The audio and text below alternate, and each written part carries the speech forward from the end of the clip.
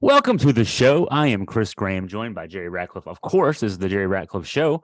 And Jerry, a lot of basketball to talk about this week. Virginia losing at Virginia Tech on Saturday and then rebounding with a resounding 63-50 win over NC State on Tuesday night. It was sort of a Jekyll and Hyde there for Virginia, playing poorly, especially on the defensive end, and a loss down in Blacksburg. But that might have been the best defense I've seen out of this Virginia team this year in the win over NC State the other night. Totally agree, Chris. I think Tony Bennett was really displeased with the defensive effort in Blacksburg and let it be known in practice. And apparently the team responded pretty well, because I agree with you. I think that performance against NC State was maybe their best defense of the year, at least certainly of late. And got some outstanding performances from just about everybody on the team. And one guy in particular that we hadn't seen it from is Caden Shedrick, who had sort of a rebirth, so to speak. And I guess he had done some of that in practice and gotten back within the good graces of Tony and played a really solid game. And they needed him too, because NC State had a couple of good big men, and they really shut down DJ Burns, who I know a lot of people were concerned with. I mean, I think Burns in a recent outing had like 31 points and 14 rebounds. I believe it was against Wake Forest, and had been mostly piling up double doubles and a lot of points against state opponents. So to hold him down the way they did, I mean, he played 21 pretty ineffective minutes. He made 4 out of 6 field goals, but he wasn't on the floor that much. Got into foul trouble and ended up with 8 points and 6 rebounds, and so they really neutralized him big time. You can see. I haven't watched State that much this year, but just in that game, the limited amount of stuff he got to do, he's got a nice soft shooting touch. He does, for a big bruiser of a guy. Big dude. He's 6'9", 275. He is every bit of that 275 too. He looks he's probably bigger than that now. He could probably stand to lose a little bit of weight. I don't know if it's all good weight, but he's a big, strong guy. And Virginia was very effective. And Tony talked about this after the game. When he got touches, he was further out than he would like to be. You saw him sometimes he was getting the ball 15, 17 feet from the basket and having to start his moves from there. A guy who's 6'9", 275, who doesn't, there's only one guy I can think of that size that can get the ball 15 feet from the basket, 17 feet from the basket, and do anything with it. That's Zion Williamson, but he can dribble past you.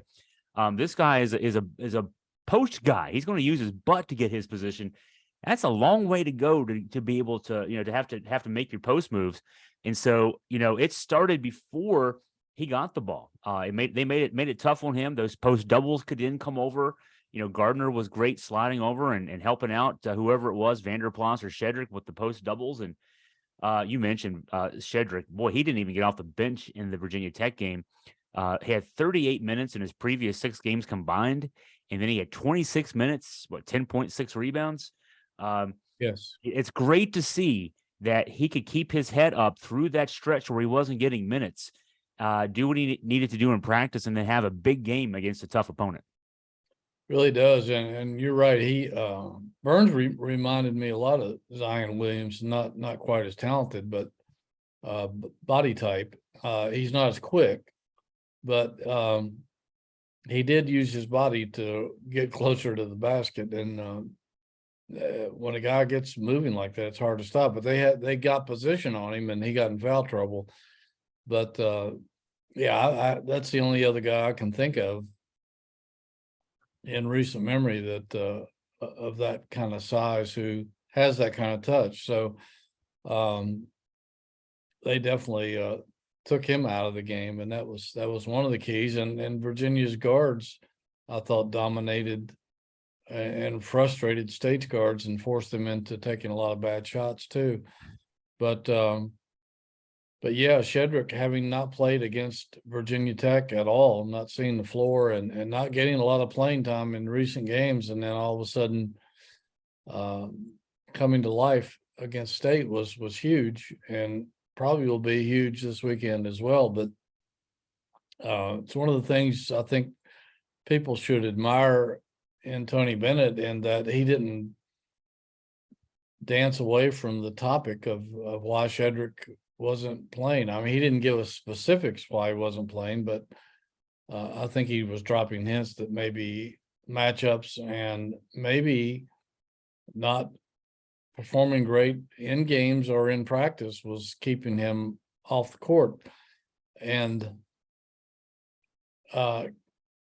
talked about that in front of the whole team a couple of weeks ago, that some of you guys aren't getting playing time, and mentioned specifically Shedrick was one of them, and Poppy as well, but encouraged them to be ready, because at some point they were going to get their name called, and encouraged them to keep working. And we've seen that before with Jay Huff and some other players throughout recent history, and lo and behold, they needed him badly Tuesday, and probably will again Saturday, and he stepped up to the plate in practice and performed well against the Wolfpack. And what great timing for him to reemerge too, Shedrick being the guy, because Duke this weekend, Duke's got size. Yes. They always do, but they put out a pair of post guys. Derek Lively, 7'1", 230. Kyle Filipowski, 7 feet, 230. Filipowski, a little bit more of a perimeter player, but it's going to be. It would be hard to guard them for 40 minutes with the small ball lineup that Tony's been using a lot lately. Won't surprise me to see Shedrick, if he doesn't get the start on Saturday, still get a lot of minutes. He got the 26 minutes I mentioned in the game on Tuesday night. One thought I got to just share this. When I first saw Burns, when you see 6'9", 275 on the roster sheet, you think, oh, that's a big guy. And you see him out there. My first thought was, man, Robert and Nye could use that guy at NC State to block some guys. Yes. He could put a couple more pounds on him with that footwork he's got. He could be a left tackle. I guess actually for Brennan Armstrong, he'd be a right tackle, and keep Brennan Armstrong's blind side protected for him. But he did a decent job out there. But yeah, Shedrick is going to be key this weekend. Looking ahead to Duke again, they got size. I mean, and also they're small forward, 6'8". I mean, that's a big team up and down the starting roster there. And that I guess there's a little bit of concern. We had Ben Vanderplas on the show last week. A little bit of concern. Vanderplas last 5 games, averaging 4.2 points per game.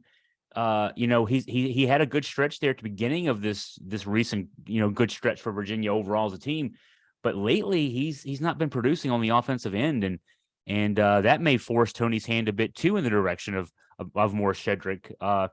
Just in addition to what Shedrick's doing.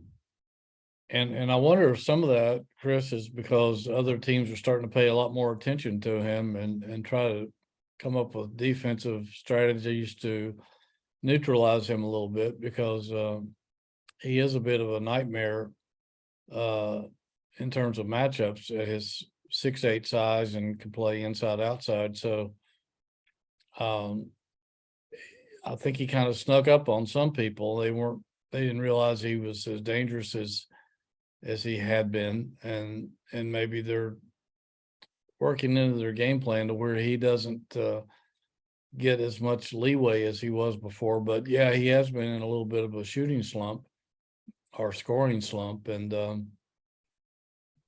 they need him. They need all these guys. But I think that's one of the beauties of this team that Tony has. It's unique in the fact that they can go big, they can go small, and they have so many players that they can rotate in and out. If 1 or 2 guys are not having a great night, other guys seem to step up and take up the slack. I mean, Franklin the other night, they were clearly focused on trying to shut him down, because he's been really difficult to deal with in recent games. But with Ian Vanderplas, didn't score a lot of points, but other guys stepped up and had great games. And Gardner, I think it was his fourth straight game with at least 17 points. So things closed down for one area, open up for another area. Yeah, Gardner's averaging 18.3 over those last 4 games. He, it was at a time too, 4 games ago. It looked like Ryan Dunn was starting to make a push to be the starter at the 4. Dunn had actually played more minutes in the previous 3 games than Gardner had. And so credit to Gardner for taking the challenge, I'm sure in practice, working on things and playing harder and earning those, extra minutes. And I'd say the same for Shedrick. And yeah, you're right, Jerry. This is the interesting thing about this team. There are some parallels. It's hard to compare in any team to the best team in a program's history, but the 2019 team, which only lost 3 games all season, of course, they had the flexibility. That team Tony had the flexibility of that group there was a stretch where Mama Diakite was getting very limited minutes. In fact, was about to play himself out of the rotation. He had a really poor performance, I remember, in that Florida State loss in the ACC tournament, and sort of had a talk in between that and the NCAA tournament with Tony, and pledged to redouble his efforts and play harder on the court, that kind of thing, and had a magical run in the NCAA tournament, and was a big reason that Virginia won that national championship. Kind of reminds me of where Shedrick's been just a little sooner in the season. But, Scott German asked me on my podcast yesterday. Scott German was with me on that show, and he asked me, do I think that Shedrick should start the rest of the season? And I think that I don't know if I would declare anything for the rest of the season with the flexibility that Tony has, just because if you play a team, whether it be an ACC regular season play or tournament play or NCAA tournament play, that go small, if you face a team with a 4-guard lineup and a small center, you're going to want the ability to play Vanderplas a lot in that game and take advantage of that. If you play a team like Duke with 7-footers across the front line, you're going to want to have the ability to play Shedrick there and get a lot of minutes out of him. So the beauty of it is that Tony Bennett has that flexibility where he can put completely different looking lineups out there, and they're both as effective depending on the situation as anything else that he could throw out there. I totally agree. Totally agree. And I wouldn't pencil in anybody as in the front court as a surefire starter the rest of the way. It's all going to depend on matchups and who they're facing. And the way that Tony has developed this team and brought them along at the right pace, I think the timing is great. And it does remind you a lot of that team, because they had Jay Huff and Mamadi. Some games they'd play a lot of, some games they wouldn't play much at all. And same for Jack Salt. If they needed him, he was there.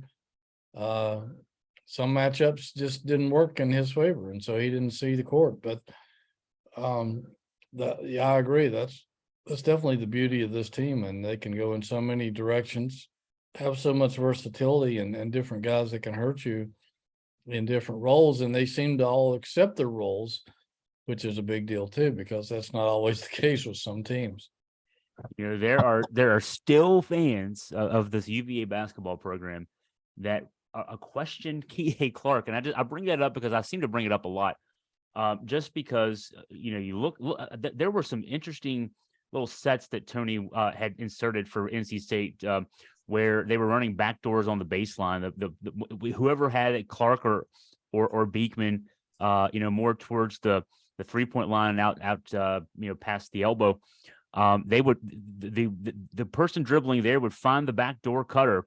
And Beekman had a couple of throwdowns. He had a couple of really nice athletic dunks. All 6 of his field goals were layups, created mostly off this action. And I just don't know that I could have imagined. I knew when Kihei announced he was coming back, I thought, like a lot of people thought, unfortunately not everybody, but I thought, boy, this is going to be great for those 2 guys and for the team as a whole. I don't even know, though, when I thought that back last spring, that it would go as well as it is. It just seems like they both raise each other's level of play because they've been together for all these years. but it was really on display the other night against NC State. They had them eating out of the palm of their hands, both on offense and defense. I mean, the defense, they shut down those two big scores, and then on offense, they were. I almost wanted to whistle "Sweet Georgia Brown" on a couple of those passes. The way they were hitting each other on backdoor cuts, it was beautiful to see. Yeah, and Kihei dribbling in and out of the paint a few times, almost making a complete circle. It did remind you of Sweet Georgia Brown. A little bit of Harlem Globetrotters, Curly Neal out there. Yeah, but yeah, they totally frustrated State's guards and took them completely out of their game. And again, State threw up a lot of bad shots, I thought, and their shooting percentage was atrocious. I think in the first half, they were only 8 of 31 shooting, 25%, and finished up 33% for the game, only 19 to 57. And their guards just, Smith was 7 of 20, Joyner was 2 of 14. Morcell, who hit some nice 3-point shots, was 6 of 11, but they completely threw State out of whack in that department with that great defense they played.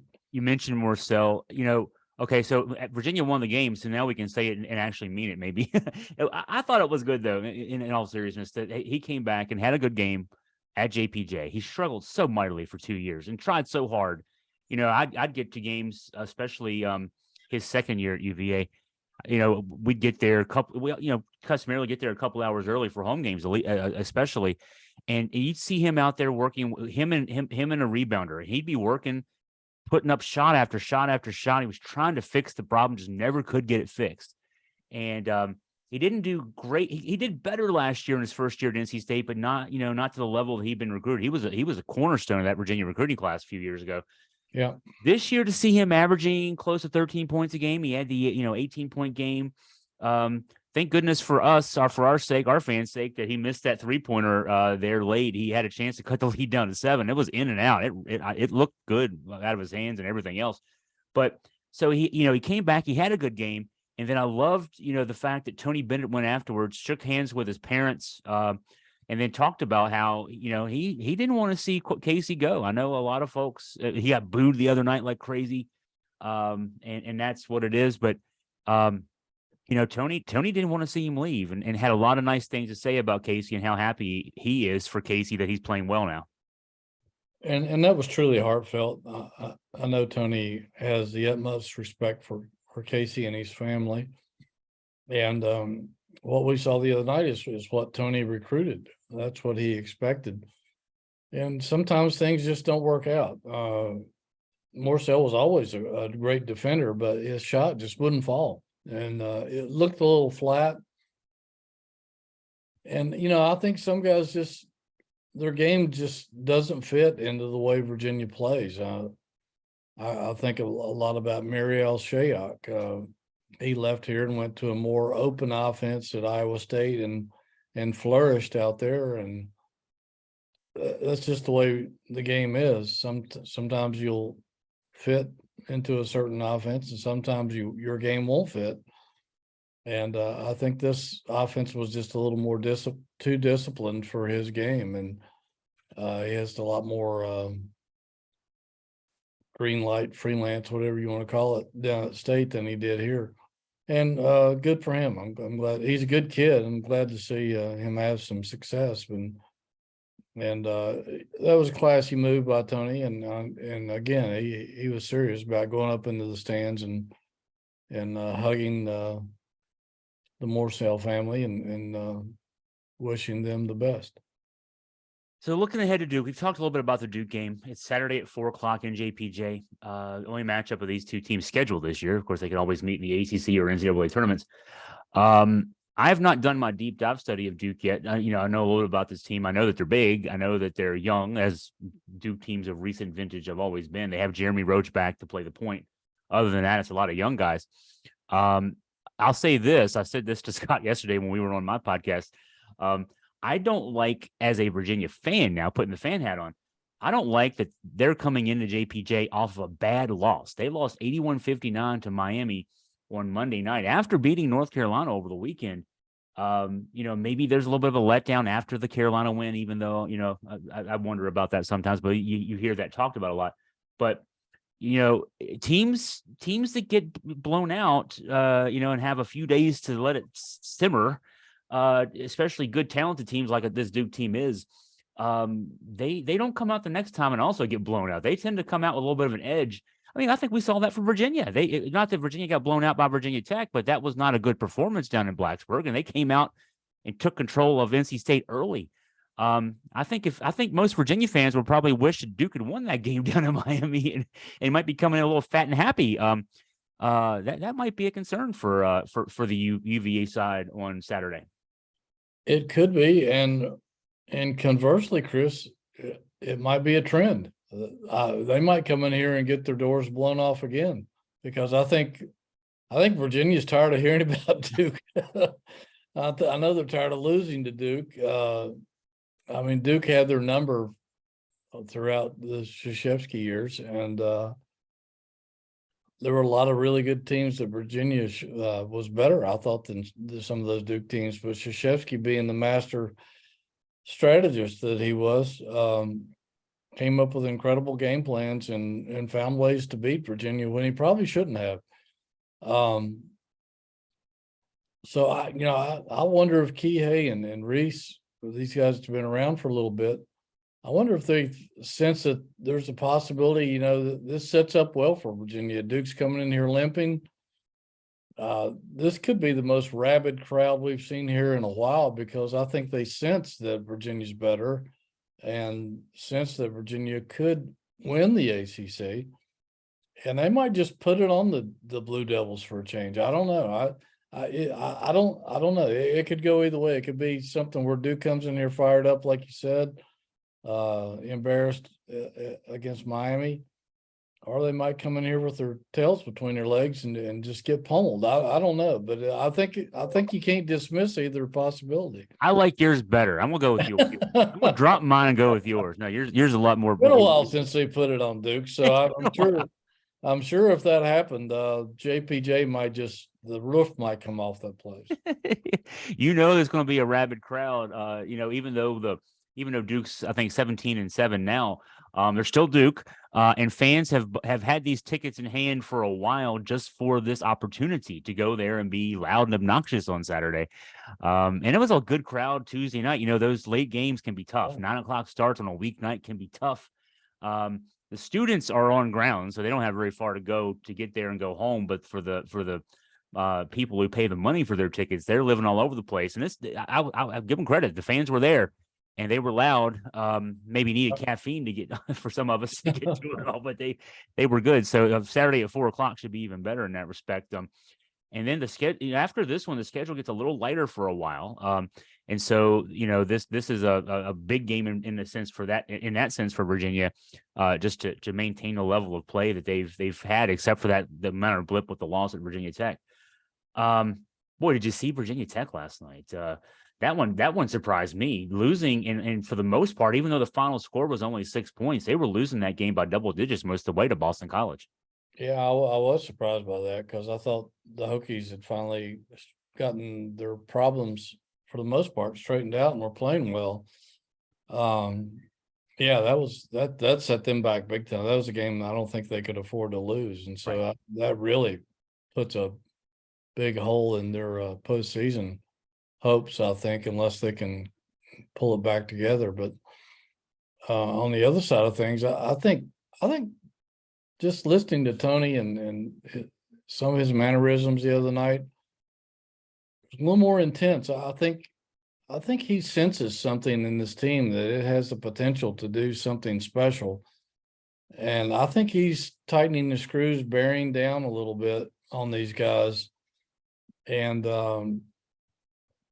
I think he believes that they can win the regular season. It won't be easy, because they're tied with Clemson and Pitt right now. And I think Miami's like a half game back, but Miami and Pitt has the tiebreaker on them, and that's something that we got to be aware of. going down the stretch, I think. So there's a premium on all these remaining games. And like you said, the schedule lightens up a little bit after Saturday. They play Clemson here and Carolina on the road. The rest of the games seem very manageable. I think there's 2 with Louisville, 1 with Notre Dame. Maybe another one in there that I'm over. One at Boston College, which you got, now they swept Virginia Tech, so you got to be a little more conscious of that. But it's still it's a winnable game, certainly of a game you expect Virginia to win. Right. So I think we're going to see a lot of intensity from this team from now on the rest of the season,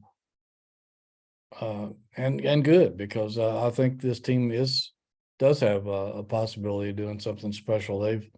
We've seen them at their best and their worst, and when they're at their best, they're really hard to beat. And a friend of mine, an NBA scout, was at the game the other night, and first time he's seen Virginia play in person. And the one thing he said after the game, he looked and he said, Jerry, he said, man, these guys are hard to score on.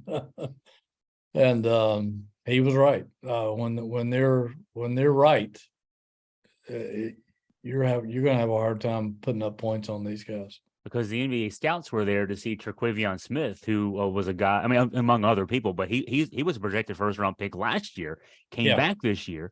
He was 7 of 20 from the field, and didn't have his way like he has against some teams this year. We've been hearing Tony say these kind of things for a number of years now. I guess 14 years now. He always says early in the season, I just want this team to reach its potential, whatever that potential is. I want it to reach its potential. And this year we've really seen it. I mean, the evolution of this season compared to some other seasons. November, they outperformed expectations, and expectations were decent. I think they were preseason number 18. Preseason like number 3 in the ACC. But the wins over Baylor and Illinois, at Michigan. All right, this team's ceiling is higher than we thought going in. And then December was a slog. Beekman got hurt; he wasn't 100%. The loss to Houston, the surprise loss to Miami. The tough game with JMU, much tougher than it should have been. And then in January, he starts to discover a little bit. Hey, Vanderplas can play 5. All right, let's play around with that for a bit. Maybe now we're going to see the reemergence of Shedrick as an alternative starter at 5. It's just been interesting to track the evolution of this group and how Tony, the idea that now Tony, he knows he's got flexibility with his lineup. He's got talent. He's got an 8-man rotation that's, this is as good as any 8-man rotation he's had. He's had an Elite 8 team that should have been a Final Four team. He's got a national championship banner. He's had 5 ACC regular season champions, and this team is as good as any of those teams. And now, now it's not his team's job to discover how good it is. It's his job to put the pieces in the right places so that they can do what they can do. Yeah, I totally agree. And he's been pretty good at doing that over the years. And he usually knows what buttons to push and when to push them and how to get the most out of his players. And I think he will. I think this is the kind of stuff he really loves about being a basketball coach is getting the most out of his players and at the right time, and peaking at the right time, playing their best. And I think that he's got this team headed in the right direction. And it's, that's why I was a little surprised that they didn't play a little bit better than they did down in Blacksburg, because, and I think he was upset about that. And I think he let them know about it in practice. And I think that's, like you said early in this broadcast, that was we saw some result of that against NC State, because they got the message. Defensively, yeah, they had been struggling. Now, if they can play, it'll be hard to play as good every game as they played against NC State. NC State was averaging 79.6 points a game going in. They had 20 at halftime. That's got to be frustrating as heck. If you're playing on a team that scores 80 points a game, you look up at the scoreboard and you're walking off the floor and you got 20 points. And you had to score on your last possession to get to 20. that's so that's it's going to be hard to replicate that effort. But if they can play more like that, the scout's right. This team is hard to score on when they play that well. And then this team's offensive height, I don't think they still reach their offensive ceiling either. We've seen it in stretches. We've also seen some stretches where they haven't been as good. But you just something you just said, Jerry. Peak at the right time. I still don't think this team's anywhere near peaking yet, and that's good because it's February 9th as we're talking. They'll play on February 11th against Duke. I still think there's a lot of improvement they can make between now and when we think they're peaking. I agree. And yeah, I mean, NC State was easily the highest scoring team in the ACC coming in here. And Kevin Keats said something at the end of his part of the press conference the other night that, I think he was already kind of shaking his head saying that, I know people are going to question us now, but he said, we've won, was it 19 games for a reason. Yeah. We won 4 games straight for a reason. We're not a bad basketball team. We're scoring a lot of points. He said, Virginia can just do this to you. And we can't feel bad about ourselves leaving town with, questioning that, the quality of our team. But Virginia can do that to you. They can take a high scoring team and totally take you out of what you do best, take your strengths away and pick on your weaknesses and make you look silly sometimes, really. And NC State wasn't the first team to experience that over the years, and they won't be the last. NC State was the hottest team in the ACC coming into that game. They'd won 4 in a row. You mentioned 8 of their last 9. They had some big blowout wins. That's a good team that Virginia made look very pedestrian on Tuesday night. And so the tip with Duke is Saturday at 4:00, and look to both our Jerry's site, jerryratcliffe.com, and my site, AugustaFreePress.com. Scott German's working feverishly for my side of things on a Duke preview. He was on the press conference call with the Duke folks a little earlier today, and trying to get some secrets from enemy territory there, I guess, to share with our reader base. One little bit of football news, Jerry, just kind of closing a chapter. We already knew that Nick Jackson was not coming back to Virginia. He'd announced so over the weekend that he had put his name in the transfer portal back in December. There was still that possibility. He'd re-enrolled at Virginia for the spring semester because he's on pace to graduate in May. Tony Elliott last week had said, hey, in effect, that might give us a chance at keeping him here. He had visited Auburn, had Jackson. He'd visited Iowa, as you'd written about recently. He made his choice. He's going to be heading to Iowa. So any sliver of a thought that Virginia fans may have had that the 3-time All-ACC linebacker was coming back, now gone, and good. Nick Jackson's going to move on to the Big Ten and try to win a Big Ten championship next year. Yeah, I kind of didn't think he was going to stay, even though I know Tony Elliott had hoped that he might reconsider. But he did come to the Virginia football banquet a few weeks ago and was voted a team captain. And awkward, yes. But once he entered the portal, I didn't think he was going to come back. And I mean, it's tough for this defense because they lost their 2 best players, him and Fentrell Cypress, to the portal, and that left 2 big holes in the defense that I'm not sure they're going to be able to fill. No matter who they may get through the portal, they're going to have a hard time finding people of that quality to fill those voids. But we wish him well. He's a great kid, great guy. I know he gave his heart to this football team and played really well for 3 years. Some sort of all ACC mention all 3 years.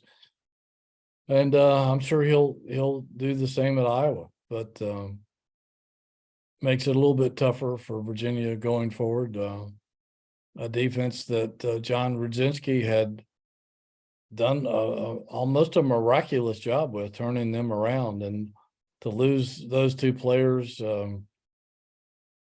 again, it's just going to make his job a little bit more challenging this spring and in the fall against a pretty tough schedule, particularly early on. I'll say this as a UVA alum, I'm glad to see that he's going to graduate in May with his degree in commerce, as it is in his case. One thing I'm hating about this transfer portal is when guys, especially guys from Virginia, go somewhere else and get a degree for football or basketball purposes or whatever purposes they're getting. Sports is fleeting, and your life, the rest of your life, you're going to regret not having that UVA degree, just so you can get a little bit more playing time somewhere else. So I love to see that him and Brennan Armstrong, who's an he'll be heading to NC State. They have their UVA degrees. They can't take those away from them. And so I would hope for the future that more people think that way. I remember Tevin Jones. He left and ended up at Tarleton State. He had 1 year to go at Virginia, and he doesn't end up getting a UVA degree. And when you're 50 years old, you're not going to want that Tarleton State degree hanging on your wall. That's not going to do much for you. So anyway, glad to see Jackson's finishing up, and definitely wish him the best next year in the Big Ten. Yeah, well, as they tell recruits, it's a 40-year decision, not a 4-year decision, and there's a lot of meaning to that for sure. Having a degree from prestigious university like UVA, and a lot of, every time I go to an football alumni event, I see so much evidence of that, of guys who were good players here, didn't make it in the NFL, or were in the NFL for just a cup of coffee.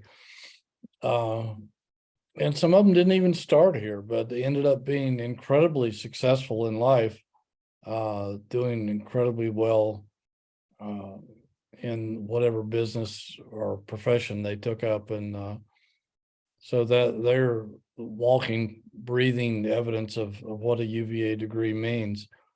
And that's something that people should pay a little bit more closer attention to, I think, down the road. And speaking of former UVA players, I wanted to give a shout out to one of our guys, Don Mikowski, the Magic Man. Saw from his wife Kelly on Twitter today that he is undergoing a hip replacement, I think down in Atlanta. And talking about the 1989 season, I think, Chris, that might have been the year that wasn't he NFL MVP 1 year or something? I know he was all pro, but I think 89 was the really good year for him. Yeah, but he took a beating that year. I mean, he took a physical beating, and I think I think this hip replacement is one of the, I think he said it was surgery number 24 or 25 for him. So throughout his career and life after football. So we wish him the best on his hip replacement surgery, and hope for a full and speedy recovery for the Magic Man down there in Atlanta, number 7. He was voted second in the MVP race that year, so you were close. And he threw for 4,318 yards that year. Now in 2022, everybody throws for 4,318 yards. Yeah. But back in 1989, that was he led the NFL with 4,318 yards. Yeah. And led Green Bay, which now Green Bay has been Green Bay since Brett Favre actually took over for him as a starter when he got hurt a couple of years later. Actually, Mikowski got hurt and Favre came in and started and then kept the job and then handed it off to Aaron Rodgers. But Green Bay had a long stretch after Bart Starr, basically, where they didn't win for like 20 years. And he took them to the playoffs in '89, which is why he was the second in the MVP race that year. So, for UVA fans out there, that you may remember, I'm old enough. I was in high school when Mikowski was the Magic Man on grounds. Certainly have fond memories of that. And then he was one of the guys we definitely rooted for in the NFL. And you mentioned, all those surgeries. That's the part of football that people don't think about. We see the glory and all the stuff on TV and everything else, and then they got to live the rest of their lives with that. That's tough. Yeah. And he's in the Green Bay Packers Hall of Fame. So he had a nice career with the Pack, no question about it. Yes. Well, I'm sure Tony Bennett rooted for him. yeah. Growing up in up there in Wisconsin as well. Hey, we got speaking of random things, so to speak, in a way, we got a note today. AFP did a news release note that Ben Vanderplas's mother, is her name Mary? I think it is. She's a children's book author, and she's going to be doing an event at the New Dominion bookstore. We have information on our website. I think now my wife Crystal's going to try to interview her. But she's smart.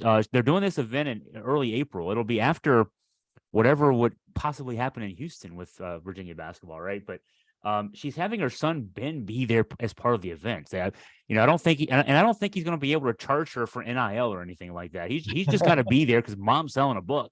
But she actually in the news release mentions that she's relocated here, at least for this year. She's living in Charlottesville. So, oh wow, one of those small world things where Ben Vanderplas's mom's selling books. So. Look for the details. I don't have the exact date in mind here, but it's early April, like April 8th or 10th or something like that. But a chance for those Vanderplas fans to, one last chance maybe to put your fake mustache and headband on and go out there on the downtown mall and hang out with Ben one more time.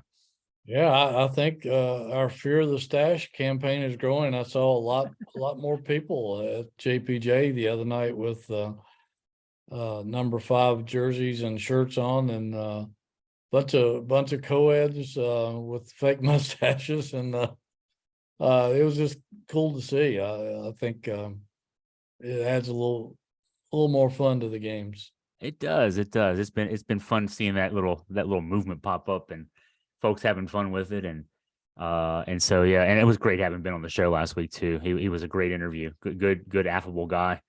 And I'm sure his dad was also rooting for Don Mikowski back in the day, along with Tony back in the 80s. So one of those small world circle the wagons kind of things. We almost had Dick Vitale on our podcast today. Talked to him last night, and he would have loved to have done it. He said, "I'll do anything for you." We've been friends for, since the early 80s, and but his doctors have instructed him not to do anything outside of his ESPN work because of his vocal cords, and they don't want to jeopardize any kind of a health issue with his battle with cancer to his vocal cords. So, but he'll be doing the game Saturday, so I'm going to try to go by early and say hello to Dickie V, and he wanted me to remind everybody of his gala down in South Florida I think it's in May, and you can look it up online. And he's looking for people to contribute to the battle for cancer. He's raised millions and millions of dollars and helped save a lot of lives, particularly kids. And he would appreciate anybody joining that movement that would care to. If he could promise his doctors, look, I'll do this one podcast. I'll promise I'll be low key. But he's Dickie V. He's not going to be low key. He can't be low key. It's hard for him to turn it down, right? So there's only one volume for him, and it's 11. So no, that's great to hear. He'll be in JPJ. I know he did a game earlier this year. It's great to see him back out there. Such infectious enthusiasm for basketball, and has had all these years. So. Well, Jerry, I think we're at that part of the show where let's thank the sponsors for having their assistance in getting this out to folks.